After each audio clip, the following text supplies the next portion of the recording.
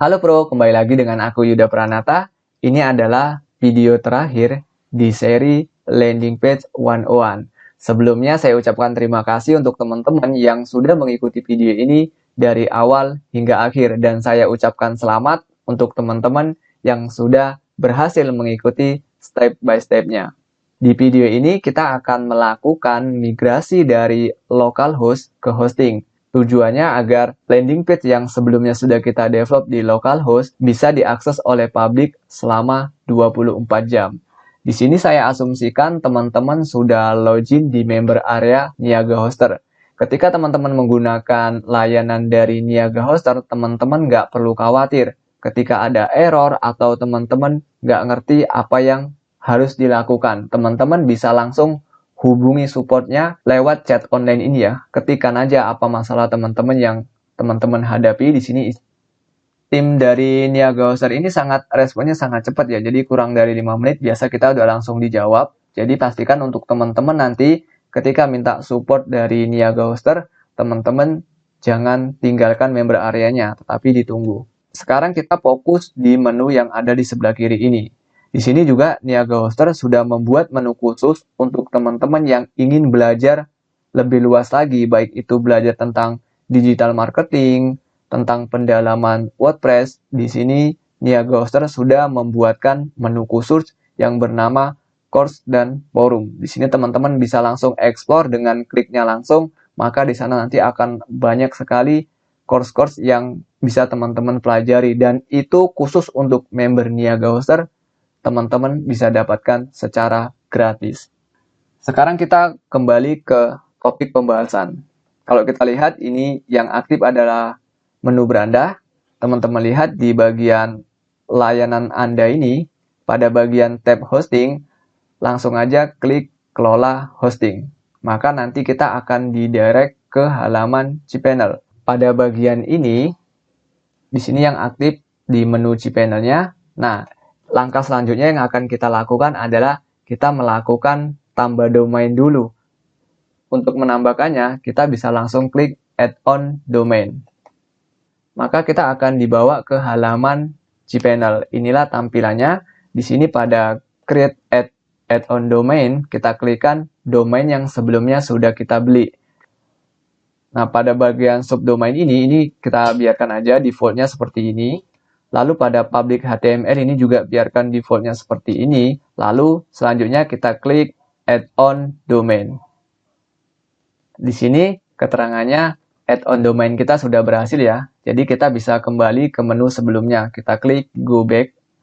Selanjutnya kita klik pada menu kotak 9 ini ya. Maka yang perlu kita lakukan adalah di kolom search box ini kita klik SSL ya, di mana kita akan menambahkan SSL agar website kita lebih secure. Di mana sederhananya untuk membedakan website yang sudah menggunakan SSL dengan yang tidak, itu ketika sudah menggunakan SSL, pada bagian ini ada icon padlock-nya ya. Sini yang perlu kita lakukan adalah langsung aja klik Let's Encrypt. Nah, SSL ini apa? Jadi SSL ini adalah kependekan dari Secure Socket Layer. Selanjutnya kita scroll ke bawah, kita menuju ke menu Issue a New Certificate. Nah, di sini kita cari domain yang sebelumnya sudah kita add-on. Sini yang ini ya.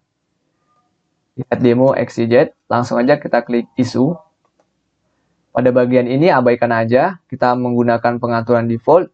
Ini bisa kita pindahkan ke DNS 01. Lalu kita klik Issue. Oke, pada bagian ini instalasi SSL di website kita sudah berhasil ya. Kita kembali lagi ke menu sebelumnya. Nah, selanjutnya kita kembali lagi, kita klik menu peta yang ada 9 ini.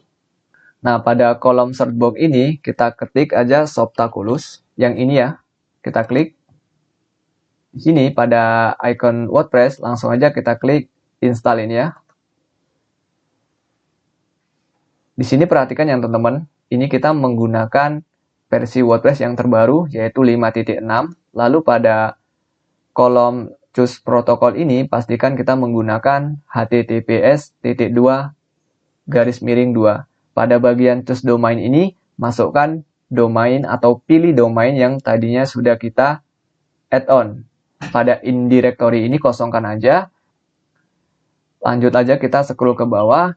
Pada bagian admin account ini, kita bisa samakan dengan username dan password ketika kita menginstal WordPress di localhost. Karena di contohnya saya menggunakan admin, maka passwordnya juga saya menggunakan admin mengikuti instalasi sebelumnya. Pada admin email ini teman-teman bisa ganti dengan alamat email teman-teman. Di sini saya akan menggunakan alamat email saya. Lalu pada bahasa ini teman-teman bisa ganti. Di sini saya akan mencontohkan menggunakan bahasa Indonesia ya. Lalu pada bagian limit login ini biarkan. Pada classic editor ini juga kita biarkan. Langsung aja kita scroll ke paling bawah. Kita klik install. Kita tunggu sampai prosesnya berhasil. Yeay, instalasi WordPress kita sudah berhasil. Jadi, untuk teman-teman untuk melihat websitenya, teman-teman bisa klik link yang ini. Halaman login sama ya. Di sini kita langsung menggunakan alamat domain kita. Setelah proses instalasi WordPress ke dalam hosting kita sudah berhasil, kita kembali ke dashboard WordPress yang di localhost. Seperti yang ini ya. Ini yang di localhost. Nah, hal yang perlu kita lakukan adalah kita masuk ke menu plugin, lalu pilih tambah baru. Pada kolom pencarian ini kita ketikkan All-in-One WP Migration. Maka nanti akan muncul tampilan seperti ini. Kita akan menginstal plugin ini. Di sini keterangannya sudah aktif ya, karena sebelumnya saya sudah menginstalnya dan sudah mengaktifkannya. Teman-teman juga bisa lakukan hal yang sama, lakukan install, maka langsung aktifkan. Maka setelah nanti plugin migration semua dalam satu WP ini aktif, itu akan muncul menu baru di sisi sebelah kiri, yaitu All-in-One WP Migration. Di sini kalau kita arahkan kursornya, langsung aja kita klik. Pada bagian ini, kita arahkan kursor ke ekspor ke, di sini kita pilih berkas. Maka di sini dia akan mulai menyiapkan. Kita tunggu sampai proses menyiapkan ini selesai. Setelah sudah muncul seperti ini, artinya proses penyiapan sudah selesai. Maka langsung aja klik undo localhost.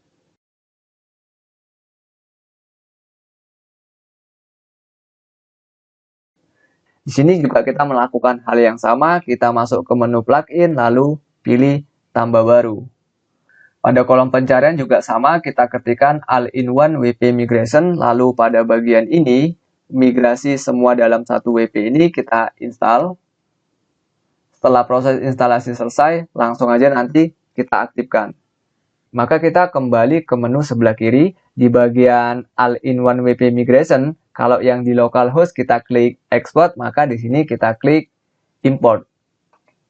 Pada bagian ini kita akan langsung melakukan import dengan klik import dari, lalu pilih berkas. Kemudian cari berkas yang sebelumnya sudah kita download. Ini berkas yang sudah terdownload, kita klik langsung klik open. Proses ini memakan waktu sedikit lama. Jadi teman-teman bisa menunggu sambil baca buku atau melakukan aktivitas lainnya ya. Setelah proses impor sudah berhasil 100%, maka akan ada peringatan seperti ini. Teman-teman bisa baca, proses impor ini akan meminta situs web Anda termasuk database, media, plugin, dan tema. Pastikan bahwa Anda memiliki cadangan data Anda sebelum melanjutkan ke langkah berikutnya. Karena kan ini database-nya masih kosong, ya kita nggak perlu melakukan cadangan. Jadi langsung aja klik lanjutkan. Ini kita tunggu, prosesnya sedang berlangsung. Situs Anda telah berhasil diimpor. Namun sebelum saya klik selesaikan, saya akan kembali dulu ke website sebelumnya. Ini kan website sebelumnya ya. Nah, kalau kita lihat, ini masih bawaan defaultnya ya. Jadi kalau kita refresh, proses migrasi kita sudah berhasil dengan sempurna. Kalau teman-teman lihat, ini tidak ada perbedaan sedikit pun dari yang saat di localhost hingga kita import menjadi online. Nah, kalau kita klik di sekarang, maka kita akan ke scroll ke halaman harga. Maka kalau kita kembali lagi ke halaman dashboard WordPress, kita klik selesai. Ini kalau kita refresh. Nah, selanjutnya kita bisa melakukan login kembali dengan menggunakan username dan kata sandi yang sebelumnya sudah kita buat. Maka kalau kita klik log masuk, ini seharusnya nggak akan berubah ya, seperti ini kan. Sopa Melati, terus ini alamat URL-nya. Di sini sudah menyesuaikan dengan database landing page yang di localhost. Begitupun ketika kita klik permalink, kita nggak perlu lagi setting permalink karena dia sudah mengikuti settingan sebelumnya. Sampai di video ini, seri pembuatan landing page kita sudah selesai. Selamat untuk teman-teman yang sudah berhasil membuat landing page-nya. Sampai jumpa di video selanjutnya. Saya Yuda Pranata, pamit undur diri. Mohon maaf apabila ada terdapat kesalahan kata ketika melakukan demo videonya. Assalamualaikum warahmatullahi wabarakatuh.